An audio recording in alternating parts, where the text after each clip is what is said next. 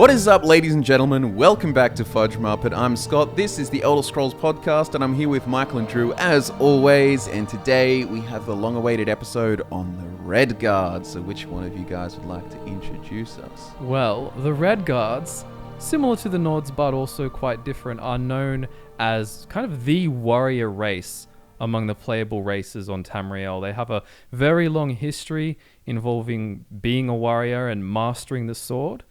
And they are naturally gifted when it comes to strength and endurance, and which we don't really see in Skyrim to the same degree, but I think it's really cool. They're also considered quite a hardy people in the sense of having more endurance, more HP. And they also have this resist poison and resist disease in previous games of 75% in Skyrim. They got rid of that, or they nerfed it massively. I believe it was just resist poison 50% in Skyrim. I think so, yeah. But yeah, they missed the 75% on both. But it's meant to represent that the Redguards are very tough. They're very, athletic. Basically, the description is the most naturally talented warriors, too, which you sort of, the way I interpret it, is just naturally they're pretty physically gifted. And the time it takes to get a warrior from A to B to experience, from a rookie to experience, would be quicker compared to most. What is interesting, just quickly, and this isn't lore at all, this is just my own food for thought, but it is funny to contemplate whether or not they're so gifted at being warriors because of all the warrior waves that escaped from Yokuda to Hammerfell. So if you actually think about the genetic pool of the best fighters and best warriors who then all left Yokuda in these warrior waves and set up shop. Which is a nice way of putting it.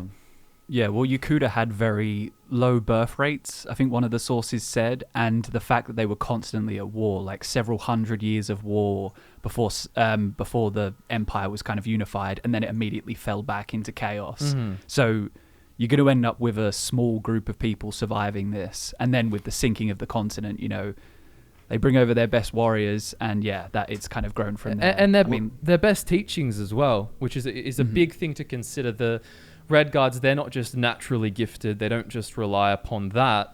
They're also extremely disciplined when it comes to learning martial warfare and different techniques. Obviously, there's the Book of Circles. If anything, they take a lot of inspiration from Japanese stuff. And kind of samurai things, and I think it's almost... Is it Masashi's Book of Five Rings? Book of... Five Rings or something? Yes, Book of Five Rings, yeah. It's almost like the Miyamoto... is it Miyamoto or Miyamoto Masashi? Yeah. Book of Five but that's almost like a direct import. I did a video a while back on inspirations for the different things for different pieces of Elder Scrolls lore and so on. And you look at the Sword Singers and the whole situation in Yokuda, and it's absolutely just almost just taking Japanese history and putting it there. You have so apparently in Japanese, the word Kensei, I don't know if that's the pronunciation properly or whatever, but Kensei means sword saint, and Ansei, the Yokudan word, means saints of the sword, and so on. And these were actual names. And apparently, I think Masashi was actually given that name as well. But also, if people want to look into it, they could also check out the video. But there's this whole, there's a period called the Sengoku period in Japan, where you have the emperor as a head of state, but basically the shogun had the real power in that period, and the similar kind of thing happened with the rise of Mansell Senate in Yokuda. We could probably it might be easier also just to, before we get too far ahead of ourselves with comparisons, but let's actually talk about Redguards and their origin and so on. So Redguards is a phonetic corruption of Regarda, which means warrior wave, which was basically in, I think it's the year 808 or something like that of the first era. So they're the last race really out of the 10 playable races to sort of be on Tamriel. And they basically come to Hammerfell, wipe out all of the Nedic beastfolk people, goblins, orcs, all kinds of people that inhabited these lands. And they established and made way for the nobility that were coming over. But the reason they initially left is because there was this great sinking of Yokuda, which was their homeland, that underwent other periods of war and stuff like that. But an interesting thing about that too is like Yokuda, obviously like any big sinking continent island, like there's correlation to like our mythic stories about Atlantis and so on. But also even the whole idea that there's the Orichalc Tower on Atlantis, there was on Yokuda. On Atlantis, there is this. There was said to be, as described by Plato, I think in the Critias or something, that there was this big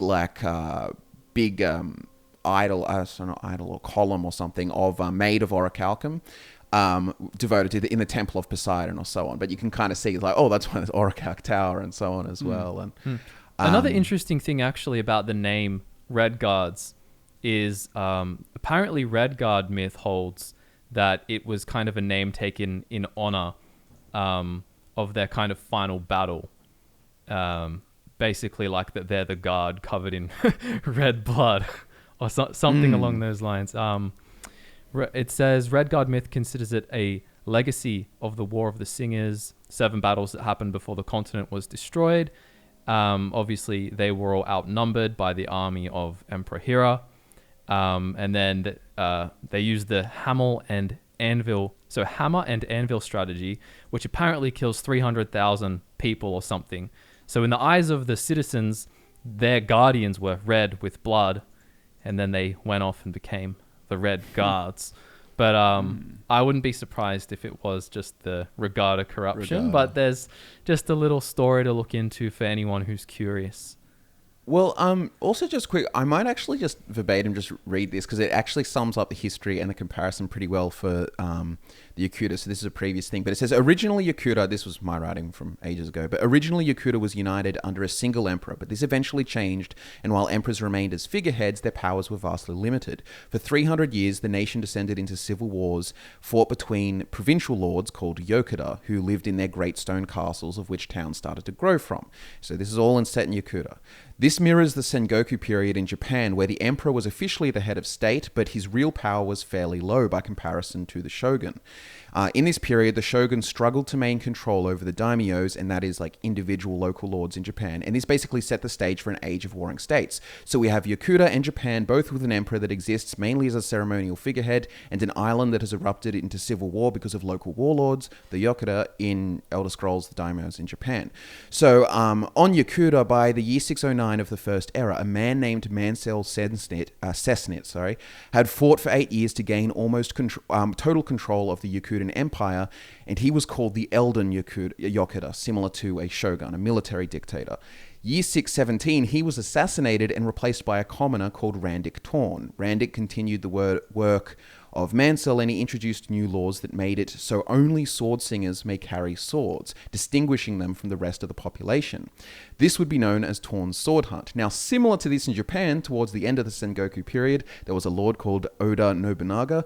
He succeeded in uniting much of Japan, but he too was assassinated while he was trapped in a temple, lit on fire during a coup, and he committed seppuku, a ritual suicide.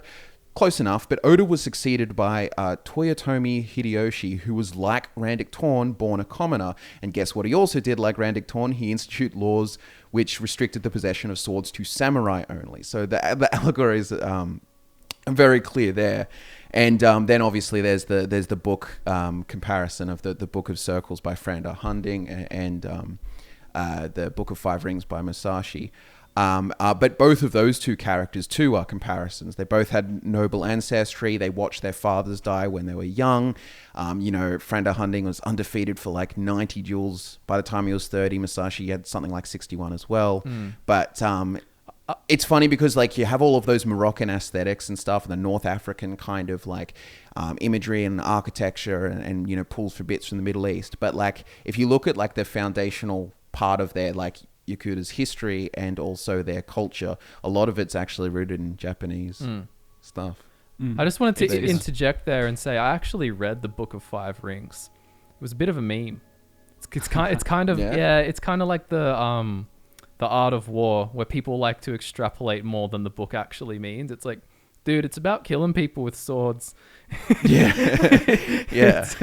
It's not about a whole lot else. And there's heaps of vague stuff in there too. Like, oh, I have this really super secret technique that kills anyone. And you've got to figure it out if you want to be a good sword master. And it's like, okay, Well, kind of like Yokuda, one of the big reasons during this period of time Japan was so isolated is because they were constantly fighting between themselves. But when you had Hideyoshi come along and kind of the country became unified, they turned their attention on going to Korea as well, which in the end didn't work out. But it's kind of like a parallel, but almost the opposite of what happens with the Redguards, in that there is a potential nuclear explosion and then they invade a nearby mainland, except they were successful in taking it. So it kind of becomes their version. But and just to clarify, that's like comparing the Pancrado sword technique of the Shihai, this massive, big, and say sort of sword slinger power that destroy the continent. It's one of the explanations for why and I think it's even so that it's said to be split the atom, isn't it, or something? On an I atomic shouldn't level. really drop that bomb without us explaining it, but there's like the parallels are really clear. I mean, even the big argument is that most of it kind of comes from explanations in Vivek's sword meeting with Cyrus, which is out of law Michael Kirkbride text. But even in canon texts like Redguards, their history and their heroes, you have really kind of clear suggestions that this is what happens. You've got Emperor Hira, who was obviously the essentially a dictator who fought against the sword singers and before they eventually fled. And then you have this like rebel group of Ansai who rise up, and by using a previously unknown technique where the fallout for it would be phenomenal, they use that, and coincidentally Yokuda is completely ruined. Yeah. So all signs do seem to point to it. Well, anyway, after Yokuda kind of sunk, and they basically headed in warrior waves to Tamriel, and they went to Hammerfell, and they basically, in short, kind of started exterminating everything in Hammerfell, as many races throughout Elder Scrolls history do. There were needs in Hammerfell. There were orcs around the place. There were even elves supposedly along the coast.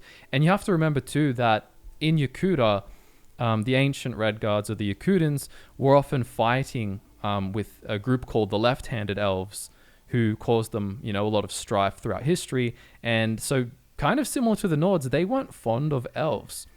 And so they wiped elves out when they landed in Hammerfell. And even goblins, there were big goblin groups and goblin invasions going on. But essentially, they wipe it all out and set up camp. Well, and there is sources there too that the goblins of the first era in Hammerfell at the time were much more similar in size to orcs and so on, and they were like big and homegrown, not so much the smaller goblins that you see today. Weren't there even larger ones? These giant goblins? It might, probably. Or are they the ones you mean?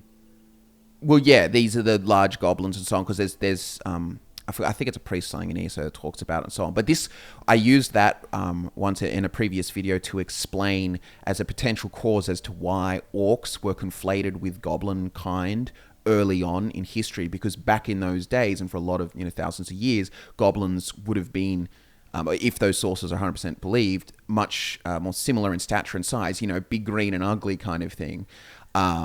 And then, therefore, they could just be conflated and grouped in with the same thing, whereas the goblins of today are much smaller and so on. But that's where the association came about. I mean, I'd be curious to know how successful the warrior waves would have been when we know they obviously succeeded against the goblins, but it was a seriously close fight at some points in time, especially when you didn't have that many Redguards coming over compared to the groups that would have been living there. But the Dothraki needs were fairly prosperous in, was it the Craglorn region? Yeah. And we normally see needs as being very much kind of, they end up being the pushovers of usually the elven group that comes along. But the Dothraki needs were really prosperous, but it just so happened that at the time when the warrior waves came over, there was a lot of strife internally in the Dothraki needs society, because there was like what's his name? I think I've got it here somewhere.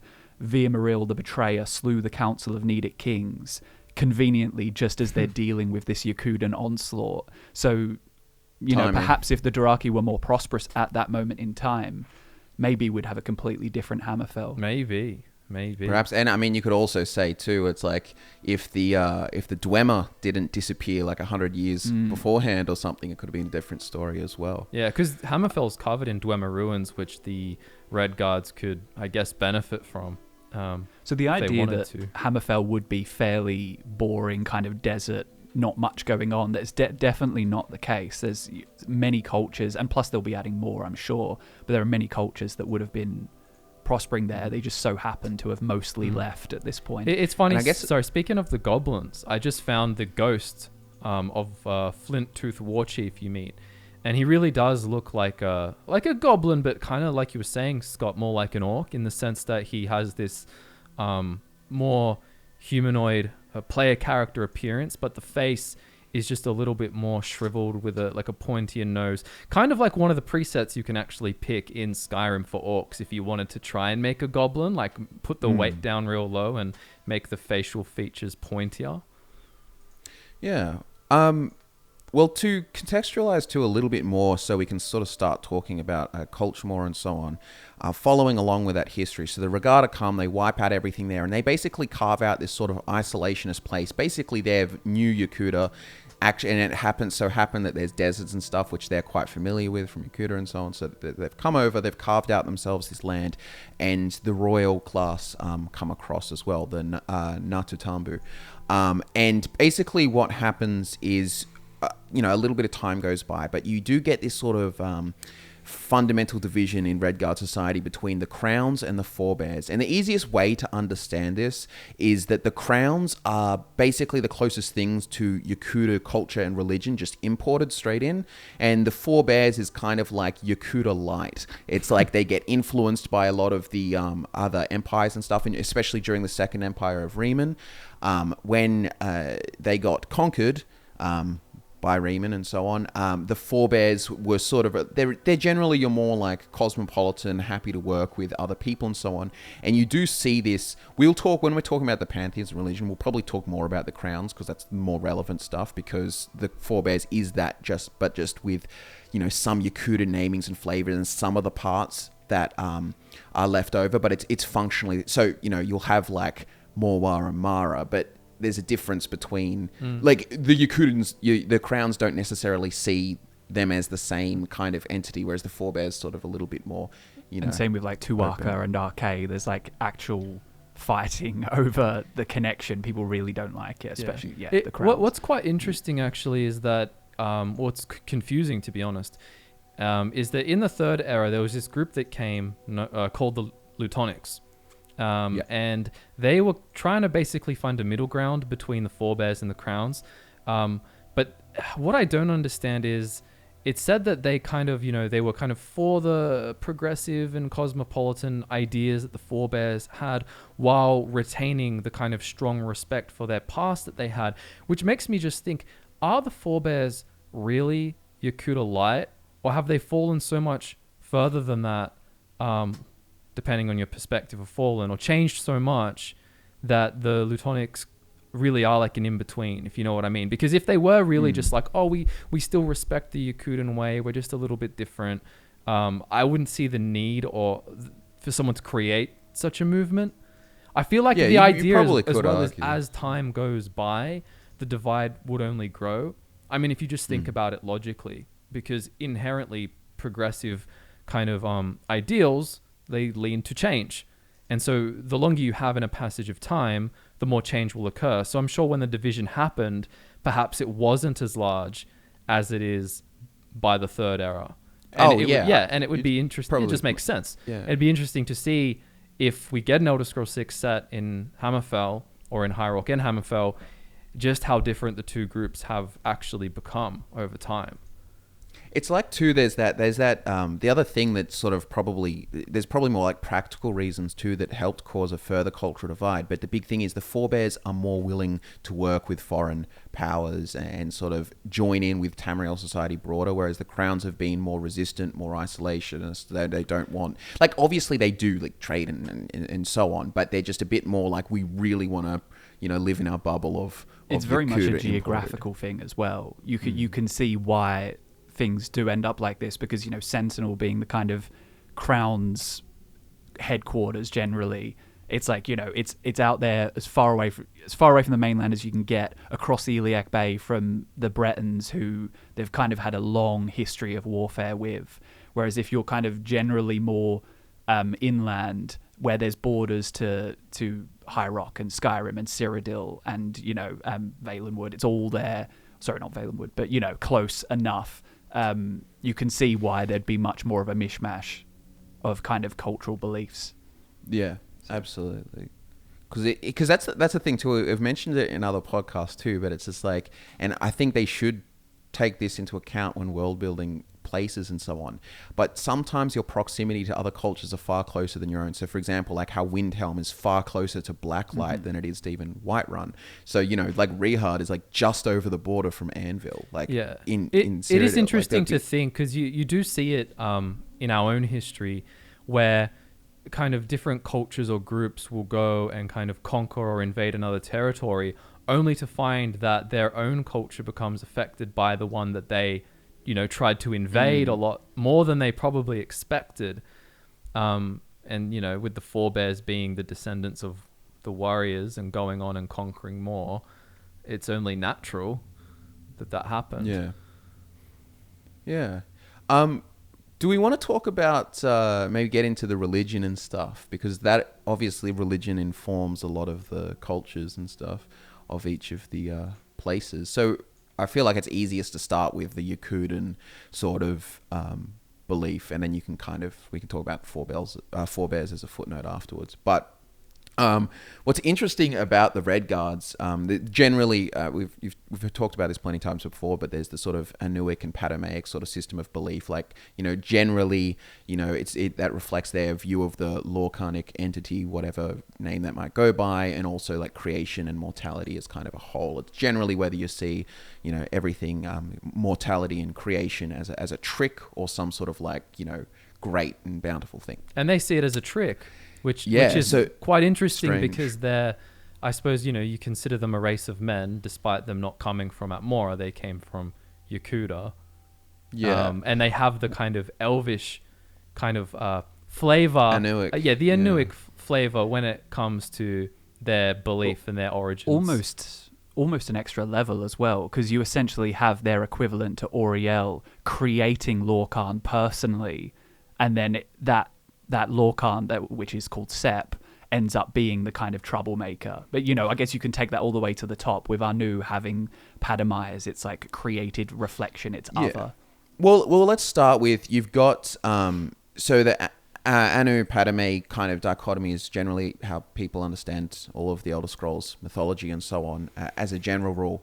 In the Redguard mythology, they kind of see this as one being called Satakal, and sometimes then there's, in the text and so on, they will go like Satak, which is kind of like Anu, and Akel, which is basically his hungry stomach and so on. And that basically makes this snake eat itself over and over and over. And there's all these spirits that exist in this, but they don't want to, every time he eats himself and sheds anew, they all die, until you have Ruptga, or also called Torpapa, who discovers a way of the walkabout, which is a kind of, they described as moving sideways or something. At strange angles to escape the cycle, and then you end up in a place eventually created, which is the far shores. Yeah, well, so and then Ruptga basically, so there's this whole concept of like the soul trade or something, and basically being able to survive these different kalpas essentially. And each time Satakal eats himself and then begins anew. But Ruptga is surviving, and he set the stars and stuff to teach other spirits how to do the same thing. But eventually he built out of the detritus of old world skins, he created Sep. But Sep had it was innately kind of corrupted because of the hunger of the Satakal's stomach. So he then he tricked a bunch of other spirits into sort of creating this other world. It's like, this walkabout thing, this system of moving, it's too hard. Let's do this instead. But it was a big trick instead to create Mundus, essentially, mortality. So he goes and gathers up a bunch of old skins of like dead worlds and puts them into a big skin ball. Basically, and says, let's live here. Which can kind of be, you can see parallels between that and calling Mundus a Daedric realm. If you have the idea that Daedra lords create their realms, and they often mimic Mundus, which, are more depending on your view, you might consider that to be the pure place, and then Realms of Oblivion are copies of that. But if the idea is that Mundus is just a load of old dead skins put together. It's just kind of like a copy of like the glory of Anu and Aetherius. I think then you can see how they have such a negative view. Yeah, for sure. I was just going to say, I think it's good to kind of conclude it by actually reading from the monomyth, which is basically says, so he tricked the spirits, told them that they could reach the new world by making one out of the old. These spirits loved this way of thinking as it was easier, no more jumping from place to place. Many spirits joined in, believing this was good thinking. Tall Papa just shook his head. Pretty soon, the spirits on the skin ball started to die because they were very far from the real world of Sadakal, and they found that it was too far to jump into the far shores now. So basically, they end up saying, please take us back. Tall Papa says, no, you have to learn a new way to follow the stars to the far shores now. And that is essentially how they become trapped. But Sep apparently needed more punishment. And so Tall Papa squashed this snake with a big stick. And the hunger fell out of Sep's dead mouth and was the only thing left of the second serpent. The cool thing there too is the idea that the big stick is the adamantine tower, like the final like stick. I love when you have different cultural like ideas about it. I don't know, it's just really cool way and of the viewing fact it. that the hunger remains in this story is very much like how the heart of Lorcan remains despite Lorcan himself being killed. You know, that continues to exist. And I mean, I've said this before, and you can kind of see a potential connection, but with Redguard Tall Papa kind of finding a way to stride sideways almost to get out of the line of fire when the world eats itself again, is kind of like how the High Elves have Finaster, who teaches them to live longer by shortening their stride. You can see how that's like similar to the way the gods become eternal, they don't get recycled by walking a different way. Interesting motif too, because you even have like the 6 walking ways of ascendancy and so on. This sort of idea of steps and movement and so on. As it's literally called the walkabout too. Yeah, that exactly. Process. Yeah.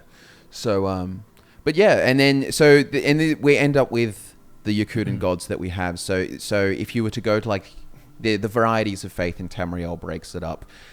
As the 8 of the crowns, and you have Sadakal, which is the kind of god of everything, the big snake, the Ouroboros essentially, and then you have Redguard, the big chief deity, and also called Tall Papa, right? And we, you know what he does. He's also time god kind of stuff. Comparatives you can compare to Akatosh or Oriel or whatnot. There is Tuwaka, which is the tricky god, the god of souls. And I love this. I don't know why. I just really like this. Tuwaka, before the creation of the world, was the god of nobody really cares. When Tall Papa undertook the creation of the walkabout, Tuwaka found a purpose. He became the caretaker of the far shores and helped gods find the way to the afterlife. He just kind of like took on the role that no one else wanted and really found himself in it. Because I'm writing the gods series, so like different videos on like different cultures, gods and stuff now, and an interesting like sort of pickup is that generally men only, like RK as an entity really only appears in the mythologies of men and so on, whereas they don't really have them in the elven mythologies, and then RK also being called the mortals god and so on, and Tuwaka. It's basically like worshipping a god that venerates somewhat the cycle of life and death. It's kind of antithetical to the kind of desire for immortality that the elves have, which is strange that the Bosmer actually do have RK in their pantheon. But there's a whole Bosmer video that will explain that, go into more detail on that. But it is just interesting that the RK, the Tuwaka or whatever, is considered. Plus, I would say the Bosmer almost, in their own unique way as elves, have a connection to the land, which is obviously Mundus, than most elves would. If you asked a high elf where they feel connected to Aetherius. They want to return to their immortality, to their godhood, whereas the Bosmer may not necessarily want that. I'm writing the Bosmer video now, so I won't derail this too hard, but there are some interesting things that makes me think. I'm like, are the Bosmer even like Anuic, or do we just assume because they've imported a lot of Somerset influence or something? But like, if you were to read the Ifri story and their reverence for creation and so on, like they might say like, oh, Lorcan tricked everything and that's how we all got here, but they aren't pissed about it. They're pretty happy with creation as Ifri it is. is essential to the fact that Mundus even exists at all. And and he's not perfectly pure either. He's depending on the culture, he's been corrupted by Namira, things like that. So it's definitely not black and white by any means. But like with gods like Arche or Tuwaka, as we're talking about, if you only have gods, if you don't have a mortal realm, if you don't have mortality, they have no purpose. What purpose is the cycle of life and death when everyone is eternal? So that's why they kind of come along later. Yeah, and next we have Zet, god of farms, which people compare to Xanathar or something like that. It's not necessarily explicit, but he's a god of agriculture. Interestingly, Which when you... Oh, go on. I was going to say Zet actually has a daughter called Zeki, or it's spelt with Q's, so it could be Zekwi. The Madonna of Tears, water goddess and daughter of Zet. And apparently Zet kind of left Hughes Bane, or has forsaken it, and she takes pity on them and kind of helps them.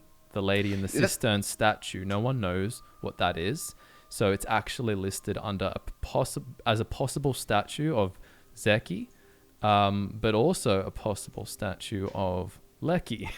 So mystery statue. Well, you can see why Zet and Zeki would be important to a culture that has historically never really had very arable land. It's like you can't really grow crops that well. If you're going to have a goddess of rain for sure, and there's one of agriculture. Just another little tad to tie on there, but it said that Zet renounced his father, Tall Papa, after the world was created, and that's why Tall Papa makes it so hard to grow food. So it explains like part of the arid land. And that's why he made it apparently hard for Hughes Bane to grow food as well. And then the daughter decides to go against her kind of creator and take pity on them. Yeah. And then next you have Morwa, the teat god, which is also compared to Mara, but Yokudan fertility goddess, fundamental deity in the Yokudan pantheon, and favorite of Tall Papa's wives. She's still worshipped in areas of Hammerfell, including Stros Makai, always portrayed as four-armed so she can grab more husbands. There's also statues of her depicted with beehive. And like honeybees and mother bee, and that's another comparison. I feel like I've brought this up a billion times, but that Nedic bee thing, it's just an interesting fat mother bee goddess could be very compared to Morwa. There's a much stronger emphasis on procreation, giving birth with Morwa than Mara. Like Mara is obviously the mother, but the emphasis on having arms, and like in statues, she's holding a child with one arm. She's got a full stomach. Where she's heavily pregnant in the statue, and then all of this stuff. It's like it's all about breeding. With Morwa. She's less submissive and breedable. Yes, she's actually. She doesn't look submissive. No. She's lustier than Mara, but less so than Debella, according to a source. Which makes sense. Because I guess Debella wouldn't be so much about the 9 months waiting to have a kid. It's more about just the love making. Yeah. See, because Mara is they consider a universal goddess. She's pretty much in every single pantheon. I find it really interesting that Debella really is like a Nordic origin thing.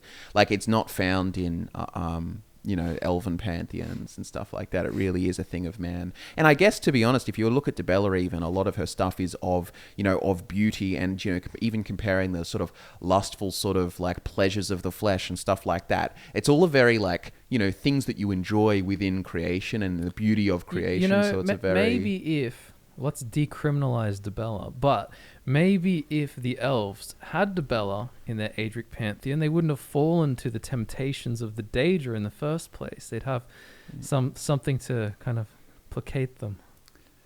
Maybe they shouldn't be so chaste, and they'll have some post-nut clarity and be able to make better decisions. Perhaps. There's also Tava, the bird god, Yokudan spirit of the air, and you may be thinking, why is the air so important? And that basically, in a way, you could say traces back to the fact that they were sailors, and still are great sailors. And you need, favorable winds to travel in a ship and make sure everything's okay. People also kind of see her, well, not the crowns, but the Forebears and others often basically relate her to Kinnereth. Yeah. And what is also, if you have a look at it, there is a in the Elder Scrolls Online Thieves Guild expansion, there is a really cool armor that sort of riffs off like the Polish hussars with the big wings at the back, but using that as like a Tava thing is really cool. Really? Like I haven't seen symbol. that. I'd like to see that. It's on if you just go to the Tava US page itself, there's a picture down the bottom. Right, I'm gonna check that out. That sounds really cool. But yeah, and there's that. But then now this is where you actually the comparisons kind of stop with the crowns. You have Onsi, who is a war god called the Bone Shaver, notable warrior god of the Yokudan Regatta. Onsi taught mankind how to pull their knives into swords, which I really think is cool. I love sometimes of those like kind of like historical explanations for things. But if you think about how, if you go back to like Bronze Age or when humans were working with poorer materials, like all the blades are shorter and so on, and getting long swords was like, when smithing became, far more advanced. It's kind of idea, this is the god that taught them how to pull them into swords. But like, you could also say, is that actually just like, new smithing methods and new materials? Or... Well, I've heard somewhere that they actually have something unique about their swords that makes it different to other swords, but I can't remember what it is. Yeah. They're curved. Yeah. Whoa. Curved swords. Spoiler. I thought we were going to dodge having to say it. No. There we go. There's no escaping it. And next we have Diagna, Orichalc god of the Sideways Blade, a hoary, thuggish cult of Redguards that originated in Yokuda during the 27 snake folk slaughter, which, people have compared to, when you hear snake folk, that's what you think of. But Diagna was an avatar of the Hunding, the Yokudan god of Make Way. And he was instrumental in defeating the left-handed elves and brought orichalc weapons, like, made of orichalcum, to the Yokudans, which helped them win the fight. But what's more interesting really there to talk about is this Hunding, which is sort of like the Yokudan spirit of perseverance over infidels. And in a way, it's kind of... It's like a god, but it doesn't seem as personified because it's personified through the avatars. There seems to be a little... maybe comparative, like you could compare to the Riddlethar, kind of in the way that it's more like a cosmic energy somewhat, or even in the way that Lorcan is like dead and sustaining the world and his Shezarines, but you need the avatars to really have his conscious sort of will done, if you know what I mean? Yeah, I was going to say, it's kind of reminiscent of the Shezarines, just without the connection to Sep. Like, I mean, if there is a connection to Sep, we'll have to look for it. But, like, the idea that the Hunding comes at a time of need, and it's happened... we say it's happened. We don't know for sure it's happened. It's just kind of like it enters folklore as the Hunding arriving when, a hero comes on. Kind of like Cyrus being an example, and they say Frendar Hunding was as well. I mean, yeah, I'm trying the name to find says a lot. The exact quote during the Type Wars. There's what is it? Variety's Faith in the Empire. The actual other book. Hold on, Hunding. There is it's interesting. So it says, in Tamrielic history, it's only happened 3 times, twice in the First Era during the Regatta invasion, and once during the Tiber War. In his last incarnation, Hunding was said to either be a sword or a crown, or both. And, people could think like, a physical crown, but it could actually be a crown, as in, this is interpreted to be Cyrus, the physical, he's part of the crowns fighting against Tiber Septim and with the sword, and but yeah, and Prince Ator, who was a crown prince. But it's a cool concept. There's also Leki. These are sort of your additional like Redguard cults. Leki, the daughter of Tall Papa, goddess of aberrant swordsmanship, and she's basically, their sword masters were known to be skilled in the best known cuts, apparently. And Leki introduced the ephemeral feint, basically a sword god, basically a god who personifies swordship for the Yokuda. We've kind of done Hunding, but there's Maluk, the Horde King, also known as, which is basically an enemy god. It's basically Malakath. This is a god of orcs and their history, the goblins, of fighting goblins. Yep. And then Sep we kind of covered as part of it, but it's Lorcan in the Yokudan mythology. Yeah. But Yeah, that's them. And if we did like just to quickly touch on the forebears, there, it is essentially the 8 divines. Like you'll go from like Akatosh, they have Stendar and so on, but they'll call Zenithar Zet or Mara Morwa, and they added, they've got Debella and so on. But outside of that, it's just basically more imperial flavored Yokudan kind of mix. One thing we should mention as well, because it's related to spiritual matters, is that the Redguards, they definitely worship their ancestors quite a bit. Not in the same way that other races do, but, them being buried in the right way and having Tuwaka involved, which is basically like, RK and RK's rights, is very, very important. They want to make sure that they go to the far shores. They want to make sure necromancers don't mess with them. And this has actually been, I suppose, somewhat of a hole in the defense of the Redguards, because they are distrustful, similarly to Nords, of magic, to a significant extent. And so much so that even a group known as the Ashbar, who basically exist to hunt the undead, are frowned upon. Because, they're killing the honored, the interned, the dead. Yeah. And people want nothing to do with them. It's kind of like disgusting, but they're tolerated because they're like a force of good that's needed in the world, but still disrespected. Yeah. It's a bit... it's one of those weird things. Like, I can't really imagine your villagers being like attacked by a zombie and you refuse to like kill it because it came from like the local burial tomb or whatever, and it could be someone touchdown dead. Yeah. I don't know if it goes to that level, but Redguards,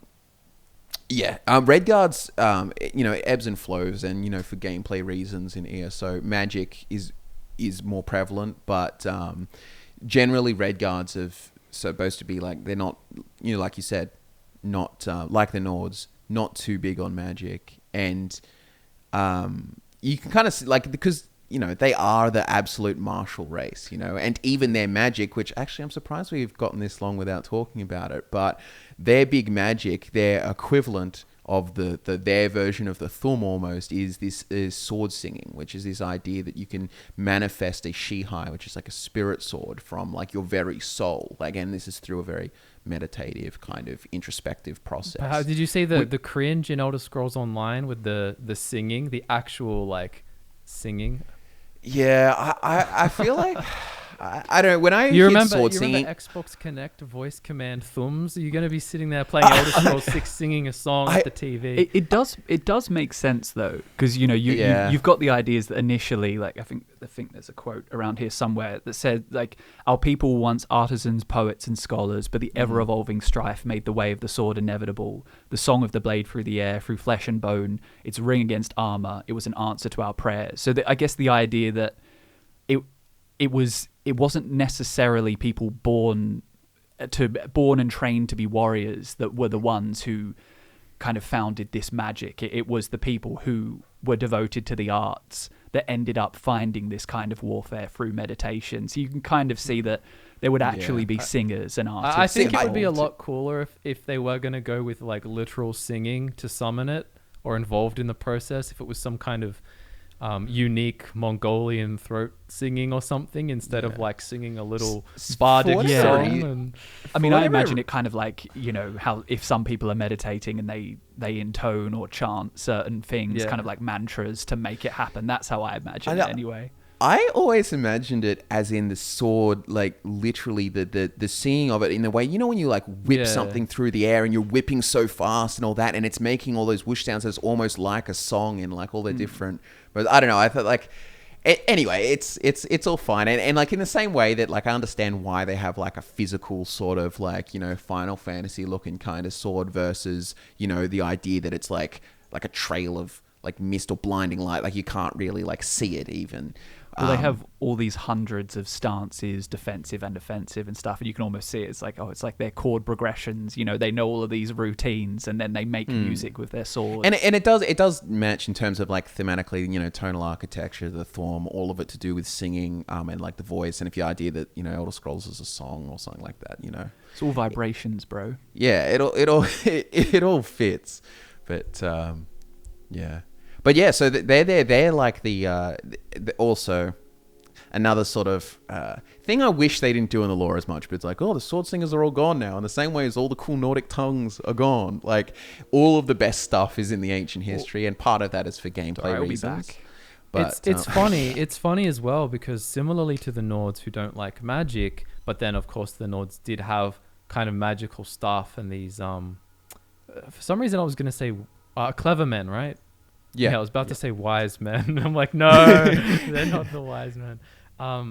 The ancient Alakir had powerful wizards as well, but they were very rare. Yokudan war wizards were part of armies, but they were like a rare thing.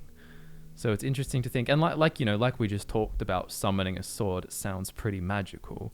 But it's all about perspective, I guess. In the same way Dark Elves don't consider them communing or even bringing back the ghost of their ancestors as necromancy. Like, Dark Elves are very against necromancy. But other races look at that and go, that's a necromancy. So it's kind of like the Aedric equivalent to Daedric summoning. You know, the idea that if they're channeling their souls into their sword, they're almost in tune with the Dream Sleeve, you know, as opposed to reaching into oblivion and forging a sword from Celtic creation and a bound sword. They do it the Anuic way. I actually tweeted that not long ago, saying we need some better designs for bound weapons, because I find it silly that they look just like the Daedric that you forge in that style in game. It'd be cool, even if they, obviously, you know, it's from Oblivion, you can make it Daedric in appearance, but stylistically different to the Daedric you forge would be pretty cool. Kind of give you the impression that you're actually getting a different Daedric vestige each time that's kind of been forced into serving you. Yeah, just something to set it apart.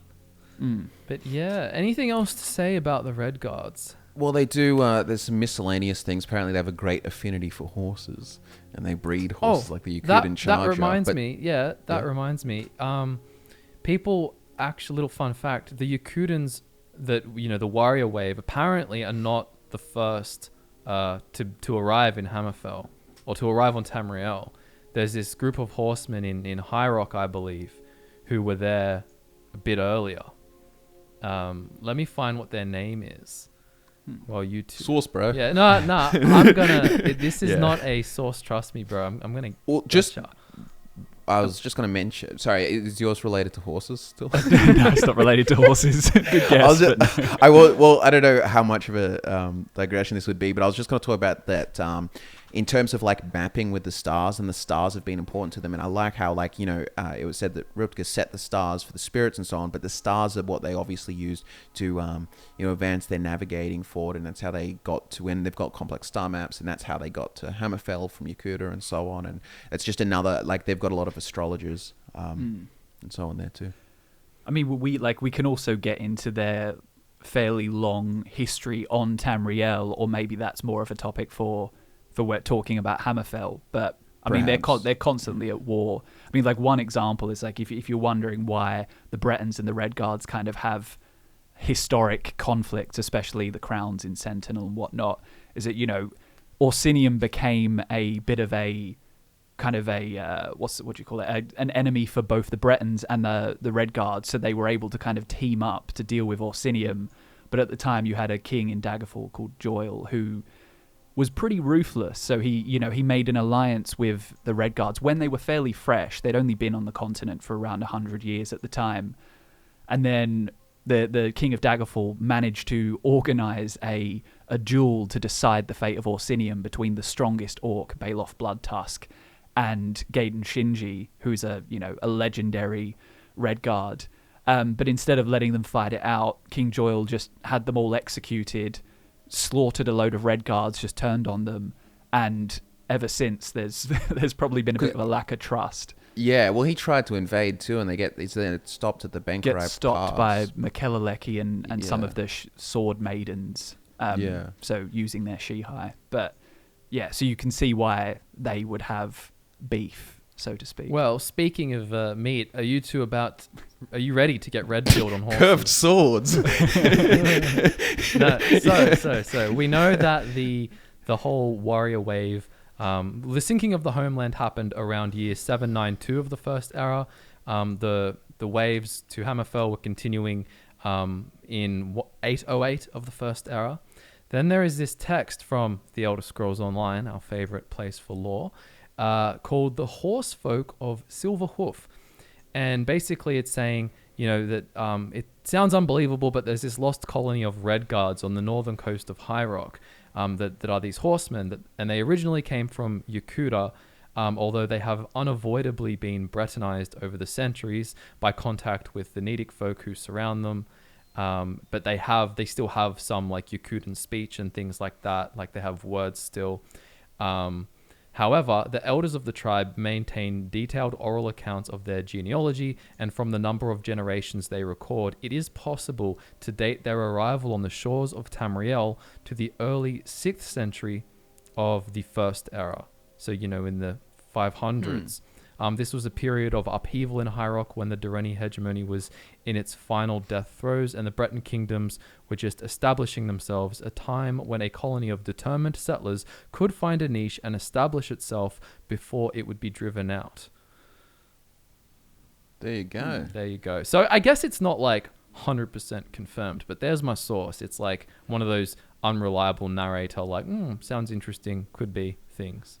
I mean, we do talk about Yokuda because we don't know much about Yokuda. We talk about it as a very holistic thing. Like what happens on the mainland may not necessarily affect some of the smaller islands because it's like a large archipelago with several different cultures on these different islands. And even some of them, there's the idea that not all of Yokuda was completely destroyed when this cataclysm happened. And some of the islands may still be intact with people on it, etc., etc. I like to think it's even a kind of cool idea that like it did sink, but like the tallest mountaintops became like islands and stuff still, like, so they're actually up there, like. Yeah, it's hard to say. With the sinking of Yokuda, you've got the kind of cross between what's literal and what's, figurative and what's a bit mythical, because you obviously have the idea of, in the Anuad, you have huge portions of Tamriel sinking into the sea. You have the idea that Old Meris sank into the sea, which it's always been my opinion that Old Meris never existed, and the sinking of Old Meris was representative of their culture dividing and separating, and them straying further from their gods. Yokuda, it seems like it's much more likely that something did physically happen there, but it's always going to be hard to know for sure. Yeah. I just recently doing some of the religion things, just a touch on Aldmeris there, is that like the elves, because we like often that's like presented as like, oh yeah, that's what happened, but like elves may be like far more deluded than you actually think about the reality. Like I no longer really treat the elven thing as, oh, that's likely what happened or anything like that, because even the concept of Aldmeris like being like that, like they would, I'm sure, would believe it to be a very physical place or something that exists. Like there's quite a few layers of delusion throughout a bit of cope, their religion and stuff. Like even that, like the idea that every single elf came from them. Like we still don't have a direct A to B connection to Dwemer or Falmer. And also the Bosmer claim that they were shaped by the stuff. And then it's like, then you've also got... So basically what you've got is you've got the High Elves and the Marima, the Sea Elf just fighting, no, we were the true Alma. But really like... There's a lot of shade thrown around everywhere and a lot of inconsistencies and stuff that you can sort of... Welcome to the Elder Scrolls, ladies and gentlemen. That's super cool. Mm-hmm. But, I mean, we can, like, their architecture's built for the heat and they have, like, carefully planned ventilation ducts and so on. That's really cool, Redguards and stuff like that. But basically, they've got, like, very Middle Eastern, North African sort of architecture and very smart stuff built cool. to survive. Very ornate. Like, I'm a big fan of that kind of architecture. I like everything a little bit more ornate and, well, it's arguably practical, but, like, less practical stuff. I do like They have a nice combination of both. Like, there's ornate when you need ornate, and then there's very smart designs, made on purpose to withstand the deserts and heat. We could absolutely, before we finish up, just shout out that we've done an ideal Elder Scrolls 6 Hammerfell where we basically did heaps of theoretical world building and like sort of map making and stuff. If you like this podcast at all, then you will love that video. Yeah, so do give that a check. Yeah, all right. Well, thank you everyone for tuning in to the Elder Scrolls podcast. It's been Michael, Scott and Drew, and we look forward to nerding out with you again very soon.